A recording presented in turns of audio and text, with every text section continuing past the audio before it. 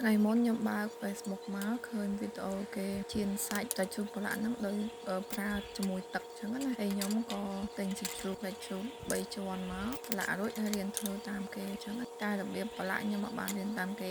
ខ្ញុំធ្វើតាមរបៀបខ្ញុំអញ្ចឹងចាបន្ទាប់ពីខ្ញុំមើលគេធ្វើហើយខ្ញុំក៏រៀនធ្វើតាមគេអញ្ចឹងទៅហើយលទ្ធផលទទួលបានវាល្អដែរក៏ប៉ុន្តែវាក៏មាន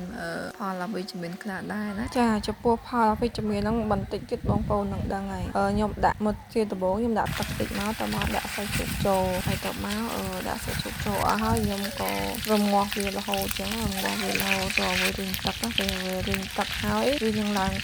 ក្រហមបែបនេះដូ